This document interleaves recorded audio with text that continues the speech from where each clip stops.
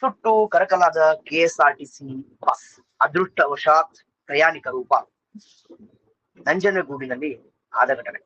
ಚಲಿಸುತ್ತಿದ್ದ KSRTC ಬಸ್ನಲ್ಲಿ ಬೆಂಕಿ ಕಾಣಿಸಿಕೊಂಡು ಸಂಪೂರ್ಣ ಸುಟ್ಟು ಕರಕಲಾದ ಘಟನೆ ನಂಜನಗೂಡಿನ ಹೊಸಹಳ್ಳಿ ಗ್ರಾಮದ ಗೇಟ್ ಬಳಿ ನಡೆದಿದೆ.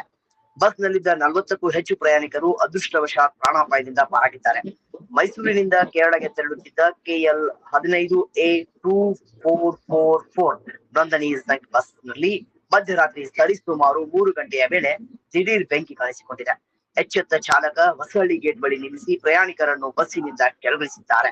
ಕೆಲವೇ ನಿಮಿಷಗಳಲ್ಲಿ ಭಾರಿ ಪ್ರಮಾಣದ ಬೆಂಕಿ ವ್ಯಾಪಿಸಿ ಬಸ್ ಸುಟ್ಟು ಕರಕಲಾಗಿದೆ. ಅಗ್ನಿಶಾಮಕ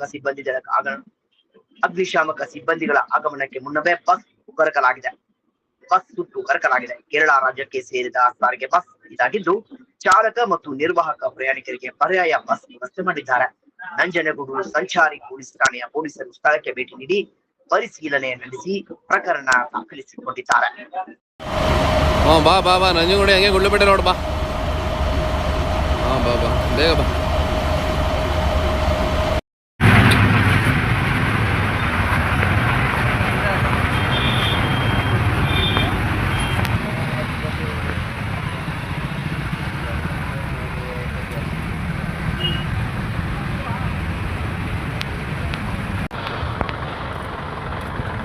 ಮುಗಿದಾದ್ಮೇಲೆ ಈಗ ಅದಕ್ಕೆ ಹಾಕಿ ಅವರು